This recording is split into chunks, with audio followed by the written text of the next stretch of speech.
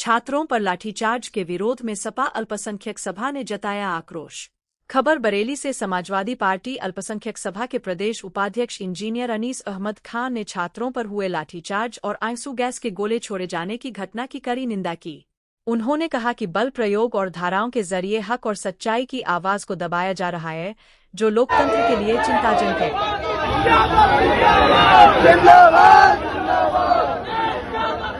शुक्रिया अदा करता हूँ कि जिला अध्यक्ष और महानगर अध्यक्ष छात्र नौजवान अपनी जायज मांगों को लेकर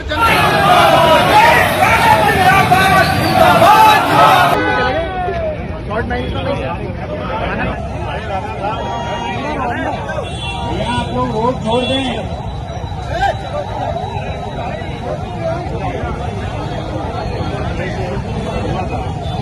अखिलेश भैया जिंदाबाद।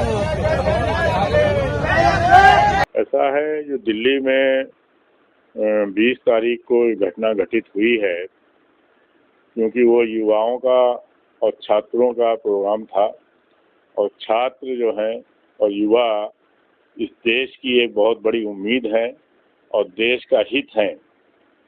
तो उनके साथ जो बर्बरता की गई है और उसको देख करके ऐसा लगता है कि हिंदुस्तान जो है वो कहीं ना कहीं से इसमें लोकतंत्र खत्म होने जा रहा है। जिस तरीके से बच्चों को मारा गया है, बाहर के कुछ बैड एलिमेंट्स लाए गए, बुलाए गए, उनके जरिए डंडों में कीले लगा करके उनको मारा गया है।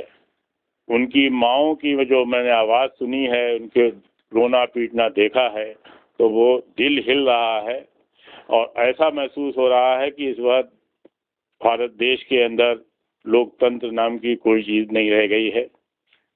जो अगर लोकतंत्र ये युवा बचा सकते हैं, इसकी उम्मीद लग रही है कि अगर ये बचा सकते हैं तो लोकतंत्र बच जाएगा, अन्यथा ये देश लोकतंत्र विहीन हो जाएगा। यहाँ से लोकतंत्र बिल्कुल ख़त्म हो जाएगा। जो बाबा साहब का संविधान है वो ख़त्म हो जाएगा और यही इनका मंशा है, संविधान को ख़त्म करने का। तो ये देश के लिए अच्छा नहीं होगा। इसी के साथ मैं अपनी बात को ख़त्म करता हूँ। और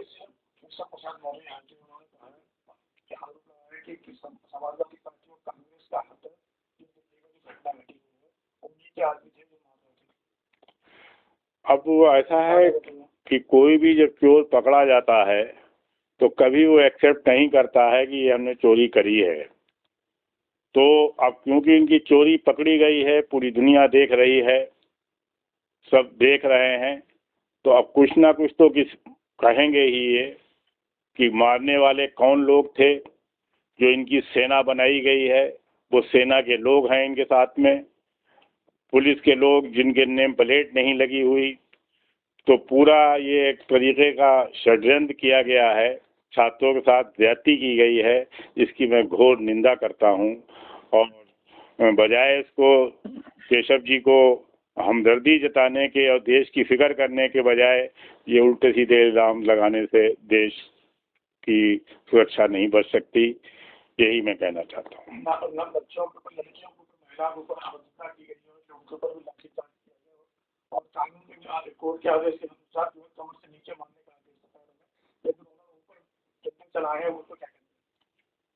बहुत ही ज्यादती हुई है, जो कहने योग्य नहीं है बातें कि लड़कियों के चेस्ट के ऊपर, सीने के ऊपर लात रख करके और मर्दों द्वारा ये जघन्य अपराध किया गया है और जो डंडों से उनको मारा गया है, उनके प्राइवेट पार्ट को टच किया गया है डंडों के जरिए, तो बहुत ही घोर निंदनीय है। 14-15 साल की बच्चियां हैं, छोटी छोटी बच्चियां हैं जो घरों से गई हैं, उनकी माएँ साथ में गई हैं, बहुत सी बच्चियों की अपने बेटों के साथ गई हैं।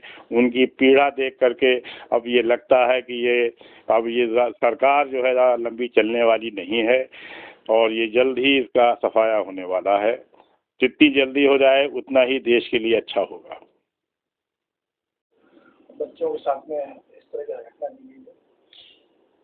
ये जो लोकतंत्र है, जो संवैधानिक हक हैं, आर्टिकल 19 प्रोटेस्ट करने का अधिकार देता है और उन छात्रों के साथ जो छात्र जिनके साथ अन्याय हुआ था इसलिए वो दिल्ली की सड़कों पे थे और पहले से अनशन भी कुछ लोग कर रहे हैं, जैसे सीजेपी पार्टी है और उनके साथ तमाम से सोनम वांगचुक जैसे लोग जो कि शिक्षाविद हैं, जलवायु हैं, करता हैं, वैज्ञानिक हैं, ऐसे लोग इस प्रोटेस्ट में शामिल हों और स्टूडेंट हों तो उनके साथ जो पुलिस का जो कार्य है वो दमनकारी है, अन्यायकारी है, क्योंकि ये इस तरीके के आंदोलन को कुचलने का ये पूरी तरीके से उनका षड्यंत्र है और प्रयास है कि छात्र अपनी आवाज़ ना उठा पाएं। अपने छात्र के साथ जो अन्याय हुआ है, जिनके पर्चे लीक हुए हैं, जो तमाम बच्चे स्टूडेंट जिन लोगों ने सुसाइड किया, उन लोगों के आवाज़ उनके माता पिता भी साथ थे और तमाम ऐसे स्टूडेंट जो कि पूरे भारत से, जब मैंने उसमें कई बार आपके जो चैनल हैं उनमें दिखाई दे रहा है